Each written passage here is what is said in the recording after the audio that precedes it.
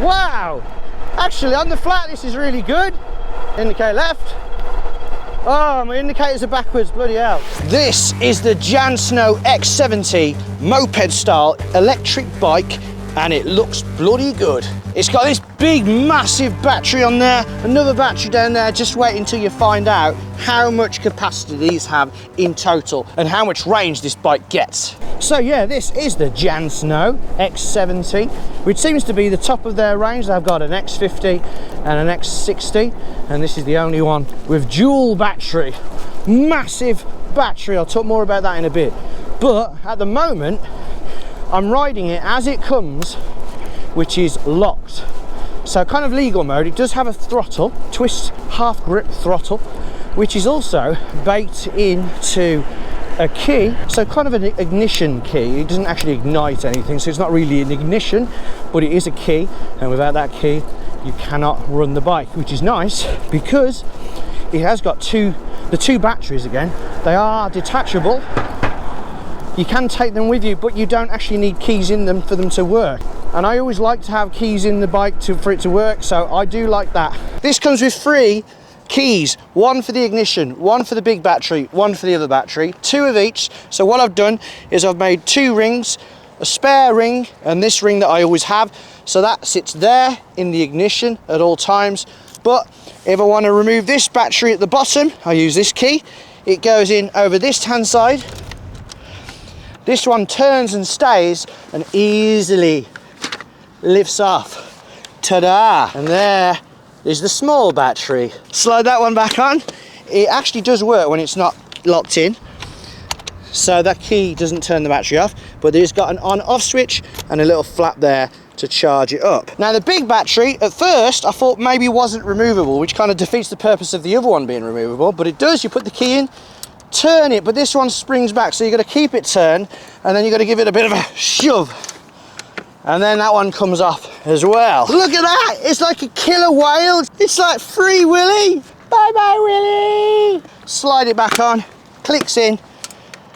Like I say, the key isn't one of those on off, it just does a twist, so you don't actually need the key to put it back on. It just locks it into place, and it's got a little button at the top to press to see if it's charged. This has got a button down here and the lights fill up, but you can also see voltage from the screen, and I'm pretty sure that both batteries basically just work together as being one big massive battery. At the moment I'm going about 15 miles per hour. I've checked it on GPS, it's all good. It's basically a steady pace actually. It's weird because when you stop, so if I just stop, I'll indicate left because this bike has got indicators. When it starts, and the way the pedal assists work, it just cuts off at a certain speed for every pedal assist, which is adjustable, and the old retro style black and white LCD computer. So yeah, when you get to 15, it cuts out, which is a bit jarring. However, then it seems to give, in pedal assist, quite a good balance where you don't keep feeling it cut in and out. The main reason for that is because this bike is actually quite hard to pedal. I'm going to turn the power fully off now, and I'm in assist 0, so it's not great. The natural speed of this bike is probably something like 9 miles an hour, so I'm going to bump it up again so I can get across this roundabout. With the power, it basically settles at 15, and because the bike doesn't want to get pedalled over 15, you just kind of trundle along at 15, and if that's a good speed for you, then it feels pretty natural. It feels like I'm doing the work. I'm not, but it feels like I am, and it doesn't keep cutting in and cutting out. So let me tell you more about this bike then. It has got indicators front and rear, as I said, very nice. Nice big LED front light. It's got big fat 20-inch diameter 4-inch wide tyres, which many of them do these days, these fat tyre e-bikes. Front and rear suspension, not lockable or anything like that, but feels, on a bike like this, you kind of usually want it on all the time. And obviously, because it's that cafe racer style e-bike, yeah, because you can't adjust the height of the saddle into a high kind of racing mode, you might as well just have the suspension on all the time and have it as comfortable as possible. But so far the saddle does feel pretty comfortable. I'm not sure you can get someone on the back. Maybe if I scooched forward. There's a video on their website of someone saying, come on girl, sit on the back. Height wise, 5'3" to 6'3" they say. If you're willing to not pedal, you could probably be a bit taller. I think 5'3" seems about right. But yeah, the front and rear suspension, although it's pretty simple, I'm going over this big line of potholes, or just bad road, and it does feel very comfortable. I'm going to go up Sandy Lane with this in locked form, and then I'm going to come back down, and I'm going to do it again unlocked, and we shall unleash this beast. They reckon it's got 60 Newton meters. It's got cruise control, that just kicked in when you hold down the throttle for a bit. It's 750 watts, 48 volt batteries, both of them. 3, 2, 1, go. Right, so even when powerful bikes are locked, they tend to still be able to get up the hill because they still do technically have the power, but it just gets locked out at 15. So we're up to 14.5. Slowing down. Hopefully the bike doesn't break, so I don't want to pedal this home. Let's talk about them batteries then. So one is 14 amp hour battery. This is actually struggling. If it's struggling locked, it probably will struggle unlocked as well. So yeah, one battery is 14 amp hours, the other one's 20 amp hours. That gives a total of 34 amp hours. They're 48 volts, meaning 48 times 34 is 1,632 watt hours. That's massive. Morning. That's a huge capacity. They reckon over 110 miles. So we've got up. It's not going to be an amazing time. I'm going to just guess and say about 1 minute 30 or something like that, and then speeding up and across the line very sedately. So if you go down a hill, obviously you can go faster than 15. So I'm going 17, so the throttle does nothing now, locked out totally. So you're going to see how easy it is to unlock this bike, because it is very, very easy. 28 miles an hour. Again, I'm allowed to do 31 miles an hour if I've got a hill. The brakes aren't that good. It didn't skid then.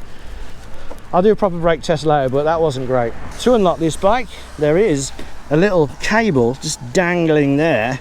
So I'm going to poke this through. I should be able to get it.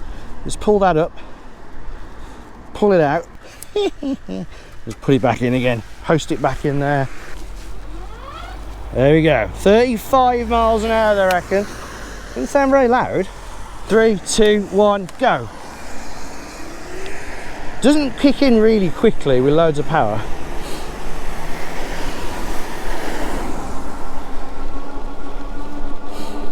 Yeah, it doesn't feel really powerful, this bike. It looks powerful. That battery on there, I really like that. I really like the look of that. It's got that kind of, looks like a fuel tank. But yeah, we're already slowing down.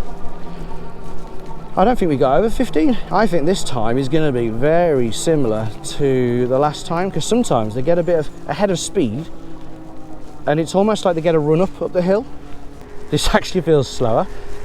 Right, so anyway, I am actually just going to post the first time and start pedaling now. And the Jansno X70 did the hill climb in a time of 1 minute and 32 seconds. A bit underwhelming, and safe to say the motor is down on torque. But now it's unlocked, let's see what kind of speeds the bike can reach. We are getting up a bit of speed now. 26 miles an hour, it likes flat surfaces. But it isn't a speed demon by any means. That cadence sensor does take a while to kick in. I wonder if also the hill climb wasn't helped, because it's a bloody heavy bike. Will I be able to lift it? Well, for a start, I'm not sure where I'm going to lift this. So, oh, bloody hell, yes. It's probably about 55 kilograms. I felt a hernia. It's got lights. I should put the front lights on. That big LED light is very nice, especially for the price of the bike. So how much is this bike? Oh, I forgot. I think it's $1,299. Which, when converted to pounds, and it does come to a UK and the EU. Whew. is fairly cheap for a bike like this. So in terms of cost saving, they've used cable brakes. Really, a bike this heavy and this fast should have hydraulic brakes, because what's going to happen is people are going to ride them too fast, they're going to have an accident, and then UK Gov are going to be saying, oh no, we're not going to let these powerful heavier bikes come around. So if you've got a heavier bike, you've got to give it good brakes. Well, I've got 30 miles an hour, throttle only. Pedaling doesn't really do much. Wow, actually on the flat this is really good. Indicate left. Oh, my indicators are backwards, bloody hell. My front indicators are backwards, I was meant to check that.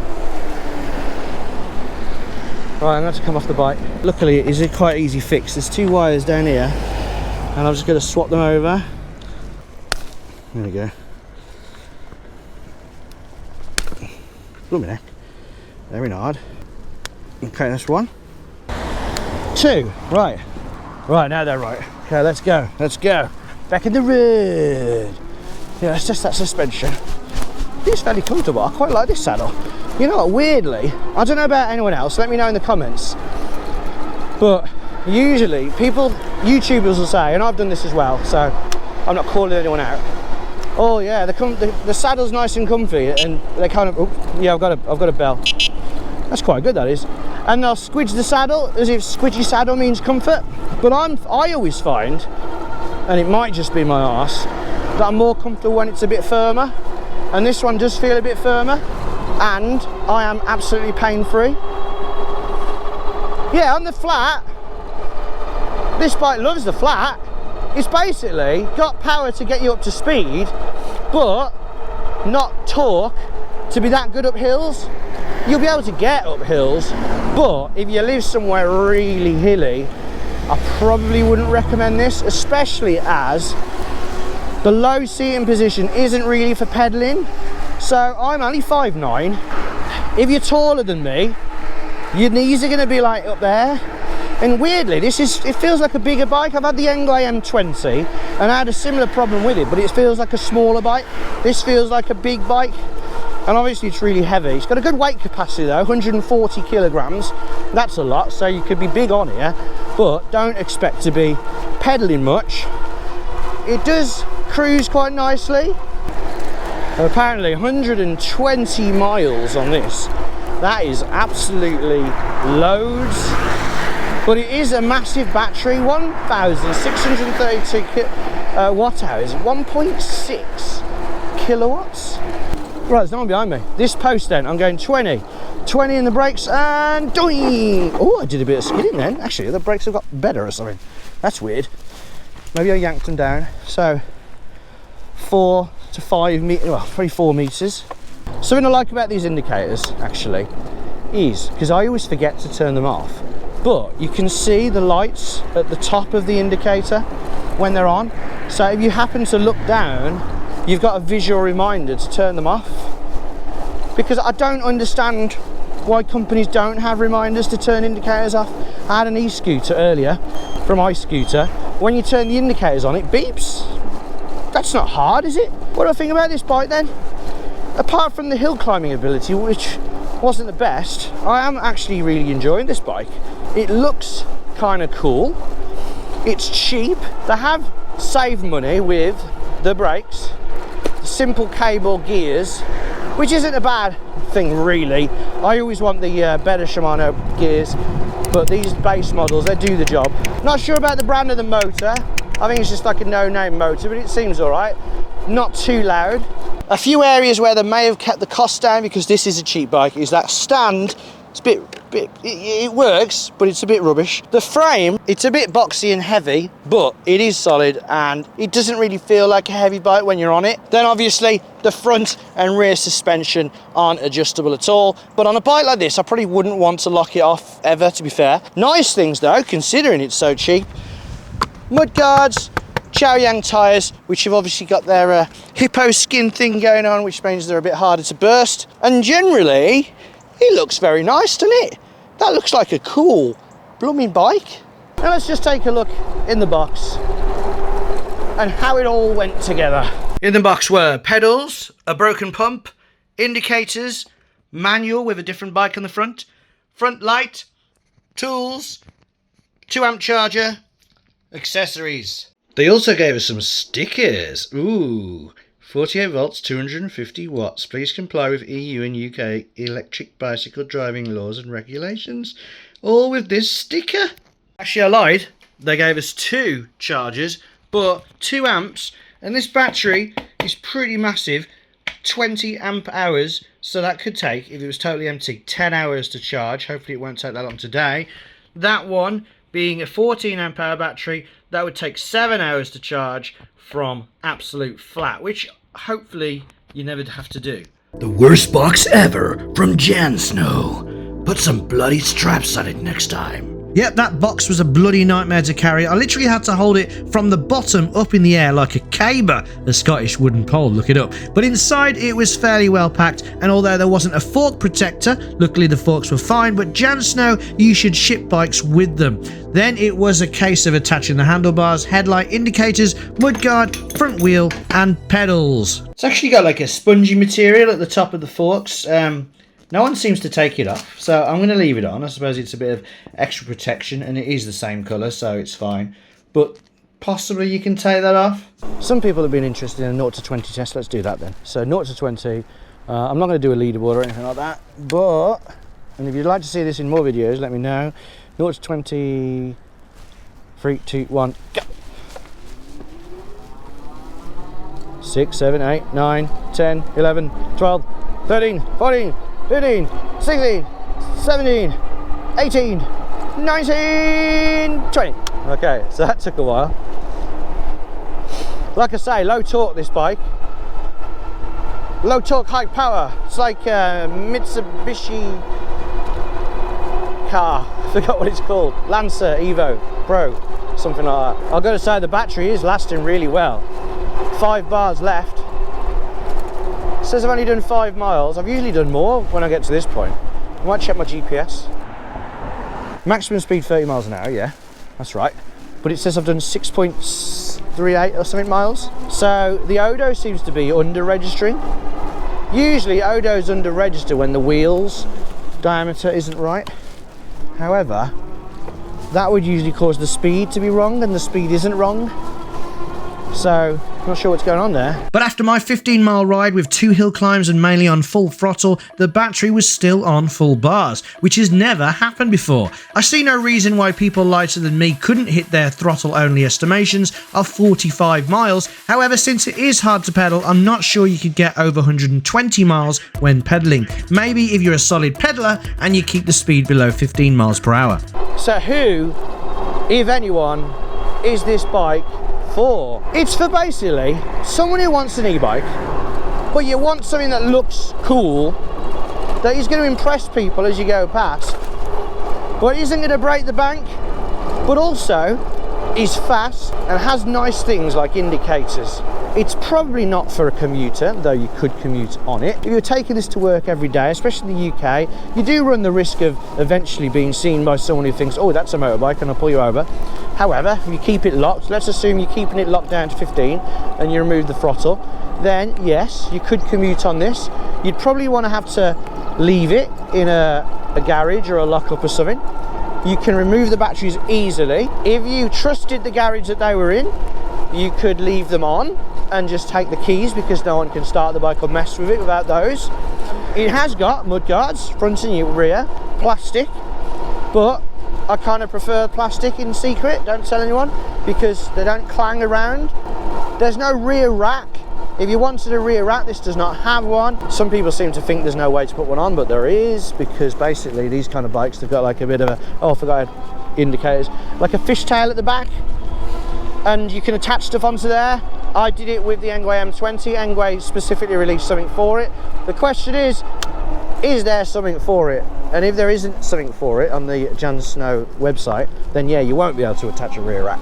But it is possible. So Jansno, you should definitely make one of those if you haven't already, because a lot of people would find it useful. But if you've got everything in the backpack and you're just going to work like that, then you could absolutely do this. Oh yeah, the hand grips are nice. This one, they're the cheaper ones, but they're comfortable, but they're cheap because this one just slides up. They're not locked on. But yeah, if you want a cheap bike, that's kind of cool. I'd say upgrade the disc brakes to hydraulic for maybe 100 quid or something. Other than that, it's very nice. Looks cool. Like the little white bit. For the money, I definitely recommend this bike. So yeah, if you are interested in checking out this very cool moped style e-bike, then there's links in the description. They are affiliate links, which means it helps us out when you use them. So I would appreciate it a lot if you did. They are in the description. Also, we have a discount code, which brings this down even more. So, thanks for watching. If you enjoyed the video or got something from it, give us a thumbs up. If you hated it, thumb it down. Use your voice. And until next time, ride safe.